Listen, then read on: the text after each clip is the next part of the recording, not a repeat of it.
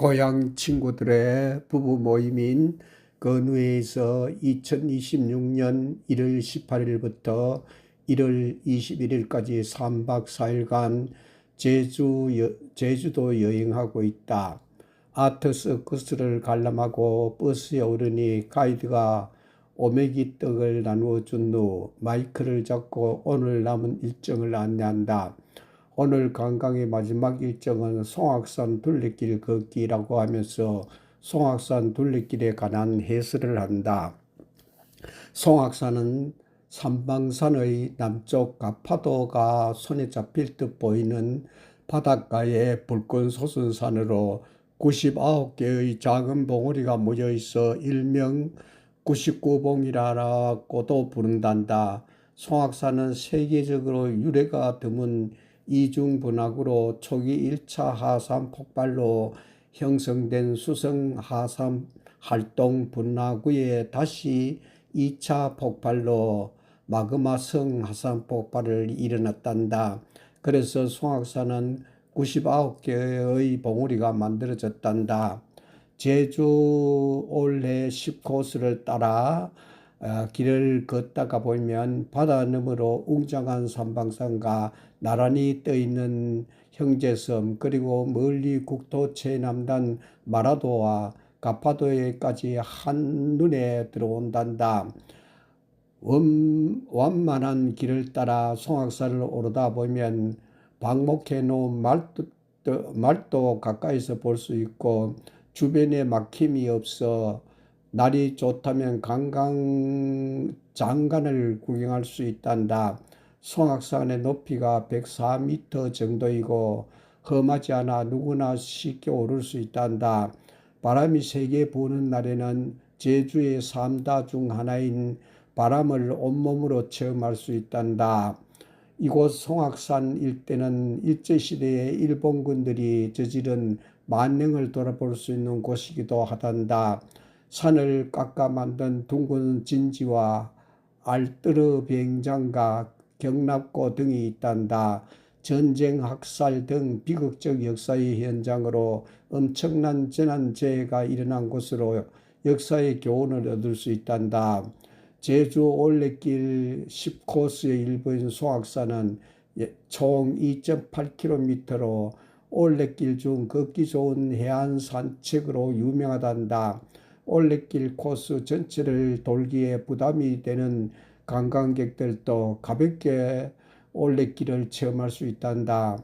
한정된 시간 안에 올레길도 체험해보고 제주의 바다도 구경하고 싶으신 관광객들이 가장 많이 찾는 곳이란다.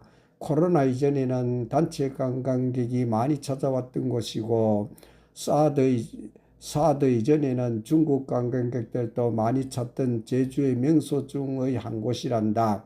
송악산에는 일제강점기 때 일본군의 진지 동굴로 활용되었던 장소로 그 역사적 아픔도 남아있는 곳이란다.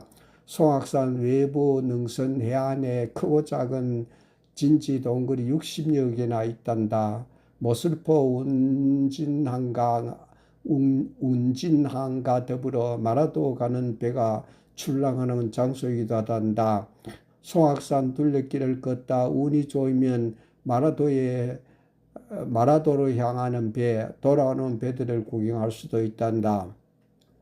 송악산 둘레길 하면 가장 먼저 떠오르는 말은 산책하기 좋은 곳이란다.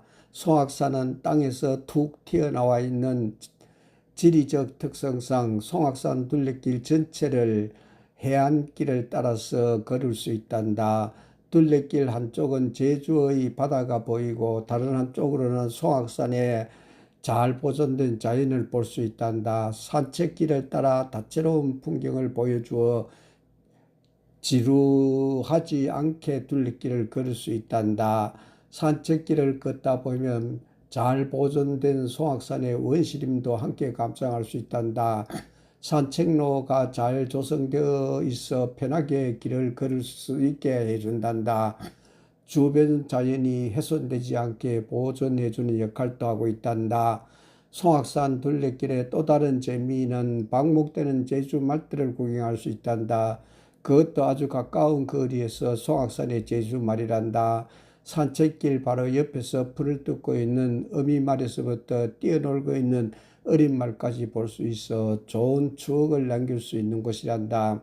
송악산 정상부는 지난 5년간 자연회복을 위해 자연휴식 연제에 들어갔단다. 올해 8월 개방 예정이니 8월 이후 방문하면 송악산 정상을 둘러볼 수도 있단다.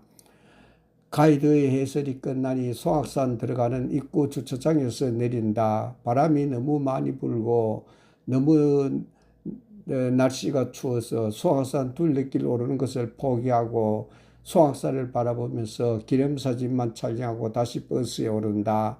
버스에 오르자 저녁 식사로 간단다. 오늘 저녁 식사하는 곳은 제주 말고기 식당이라면서 가이드가 제주 말고기에 대하여 설명한다. 말고기는 널리 식용되고 있지는 않단다. 다만 제주도 지역은 1273년 원종 14년 원나라가 탐나를 침공한 뒤 약 100년간 직영 목장을 두고 몽고말을 사육하였고 조선 후기까지 말을 곡물로 바친 기록이 있단다. 이러한 전통으로 제주도 중산간 마을에서는 다른 지역보다 손쉽게 말고기를 접할 수 있게 되었단다. 말고기는 다리 아픈 데 효과가 있다는 말이 있어 말고기 육회를 약용으로 먹었단다. 말고기 육회 만드는 법은 먼저 말고기를 결반대로 곱게 채 썰고 간장, 다진 마늘, 다진 생강, 깨소금, 설탕, 참기름, 후춧가루를 넣고 골고루 주물러 재웠다가 곱게 채 썬 양파 및 배와 함께 먹는단다. 제주도 지역에서는 일부 식당에서 관광객을 대상으로 말고기로 만든 육회, 초밥, 구이, 찜, 샤브샤브 등 다양한 음식을 만들어 판매하고 있단다. 말고기는 쇠고기에 비해 기름기가 적고 칼로리 함량이 낮단다. 미오글로빈이 많기에 고기가 암적색이나 젓갈색을 띠고 글루코겐을 많이 함유하고 있어서 맛이 감미롭단다. 근육에 함유된 지방에는 고급 불포화 지방산이 많이 함유되어 있단다. 제주에서는 말고기를 코스 요리로 즐기고 있단다.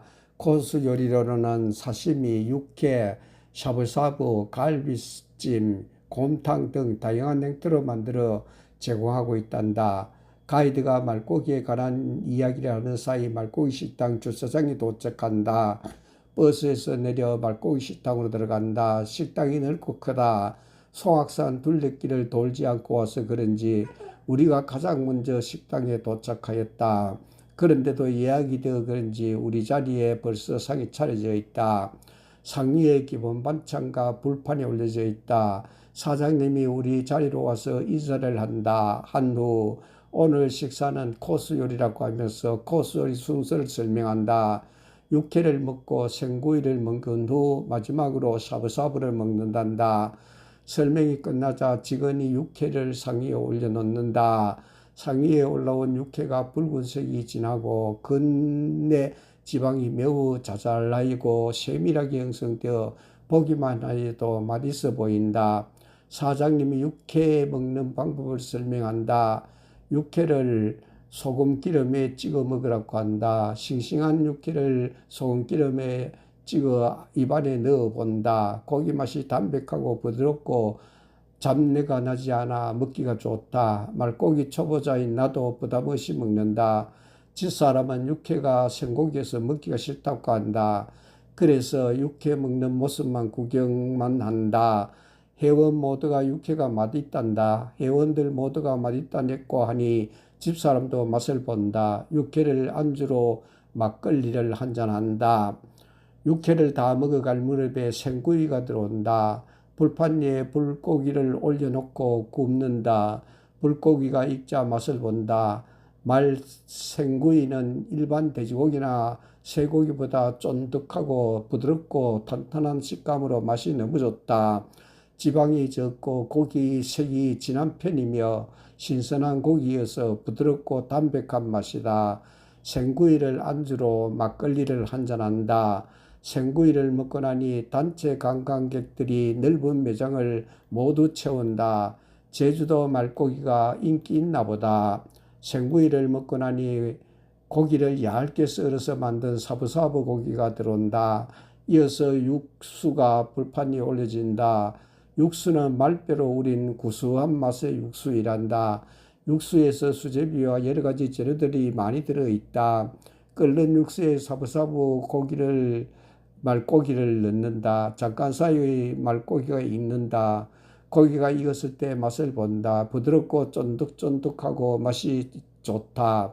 막걸리를 한잔하면서 사부사부를 안주로 한다. 넓은 매장과 친절한 서비스, 청결한 환경이 이 식당의 특징이다. 저녁 식사를 마치고 말고기 식당의 본고에 오른다. 말고기 식당 사장님이 우리의 호텔까지 실어다 준다. 호텔에 도착하여 잠시 쉬었다가 남자들이 방에서 회원들 간 친목을 도모하는 고스톱을 친 후 잠자리로 들어간다.